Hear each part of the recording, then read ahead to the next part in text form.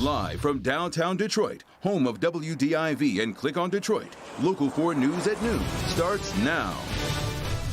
We are following breaking news from Capitol Hill. The future of women's access to safe and legal abortions may be at stake after the majority conservative Supreme Court agrees to reconsider Roe versus Wade.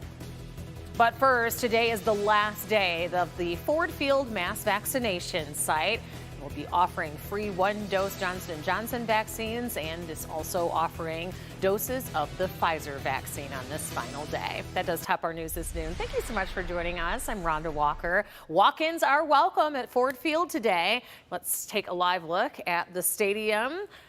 From our sky cam, looks quiet there. It is open for vaccines until 8:30 tonight. Our Sean Lay is there live at the site. And Sean, are you seeing some people trickling in this afternoon? I'm glad you asked me that question, Rhonda. Great to see you. Good afternoon, everyone. We are seeing a decent flow of people taking advantage of this final day. Just spoke with a gentleman from Detroit. He said all this time he couldn't get a ride down here until today, so he got in, got his one-dose Johnson & Johnson vaccine. He's very happy. Over 8 weeks, 275 people were vaccinated here. Where from, though? From 70 of Michigan's 83 counties. It was back in February we first told you that FEMA selected Ford Field for a mass vaccination clinic right in the heart of Detroit. The goal, to reach as many people in the city as possible to get the COVID-19 vaccine, and many others region-wide who also wanted it. Today is the final day. The 8-week mass clinic, first offering the 2-shot Pfizer vaccine. In its final 2 weeks, it was confident to go with the single-shot Johnson & Johnson. And it's clear today, people know this is the final day, and they're getting down here to get their shot.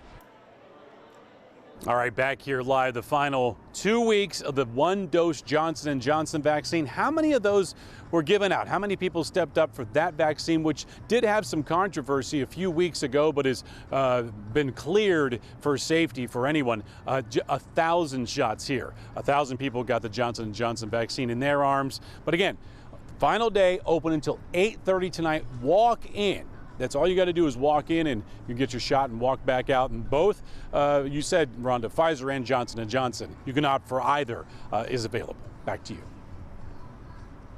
All right, Sean, thank you for the update, and big thanks to FEMA for executing such a great vaccination clinic the last couple of months. So we are following breaking news this noon. Mayor Mike Duggan is scheduled to hold a news conference at 2 o'clock. He's expected to announce who will be the interim police chief to replace Chief James Craig when he retires. Chief Craig is retiring effective June 1st. We will be streaming the news conference on clickondetroit.com if you'd like to listen in, and a full update on later editions of Local 4 as well. Also breaking this noon, the U.S. Supreme Court will hear a direct challenge to Roe versus Wade. The court will review Mississippi's ban on abortions after 15 weeks of pregnancy. It will be one of the first reproductive rights case argued before the Supreme Court since Justice Amy Coney Barrett was confirmed in October, giving conservatives that 6-3 majority. The court will consider the heart of Roe because under existing Supreme Court precedent, states cannot ban abortions that occur before fetal viability, generally around 22 weeks or later. In the case, Mississippi is asking the justices to re-examine that viability standard.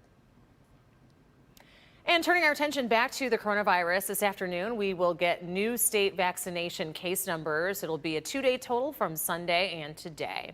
Nationally, the United States passes 32,942,000 coronavirus cases, with more than 585,000 people dying from this virus. In case you missed it, on Saturday, the state lifted most mask requirements for people who are fully vaccinated. If you are fully vaccinated, you no longer need to wear a mask indoors. Masks are no longer required outdoors either, regardless of your vaccination status. And after July 1st, the indoor mask mandate expires for everyone. In the wake of Michigan's new mask rules, businesses are expecting more detailed guidance from the state, particularly surrounding density. Will business owners be able to allow more people in their hair salons, stores, restaurants? The state says that guidance will be coming early this week. Meantime, many vaccinated Americans are wondering if they should still be wearing a mask. As Tom Costello reports, top public health officials are trying to reassure the public that it is safe to take this next step in getting back to the new normal. Good day. This has really stirred up controversy and back and forth on both sides. On the one hand, a lot of people are celebrating the CDC's mask guidance that they can now get rid of the mask if they're fully vaccinated. We had a weekend in which people were out and about without the masks. On the other hand, the nation's biggest nurses union is suggesting it's premature and the decision will put lives at risk because 2/3 of the country is so far still not fully vaccinated. Nonetheless, it really depends on which state you're in. Some have dropped the mask mandate, some others haven't. It's also going to depend on which county you're in and which store you're in. Right now, we've got major retailers like Walmart, Costco, and Starbucks dropping the mask mandate for vaccinated customers. As it relates to children, if you have a child who's too young right now to get vaccinated, many health experts are suggesting they continue to wear masks and that you wear masks. And the data is as follows. 4 million kids have contracted COVID in total. Only 300 have died. And the chance of being hospitalized less than 1% per child. So those numbers give comfort to some parents. Other parents don't like those numbers at all. The bottom line, according to the experts, if you can wear a mask around a child while he or she is waiting to get vaccinated, it's just simply modeling good behavior, and it may keep them safe as well. I'm Tom Costello, NBC News in Bethesda, Maryland. Thank you, Tom. About 39 million families will begin receiving monthly child tax credit payments for the first time starting July 15th. The payments are part of the expanded child tax credit program in the American Rescue Plan. Biden administration officials say that the money is expected to dramatically reduce child poverty. The $1.9 trillion COVID-19 relief plan, which the Senate passed in March, boosted the child tax credit program for the 2021 tax year, increasing the maximum payments families can receive per child from $2,000 to $3,600. And a quick reminder for all of the procrastinators out there, myself included, this is the final day to file your taxes. State and federal returns are due before midnight. The deadline was extended for the second year in a row because of the pandemic. The Michigan Department of Treasury says that people who file electronically should expect state returns within 2 weeks. Mayor Mike Duggan launches the first phase of construction of the Joe Louis Greenway.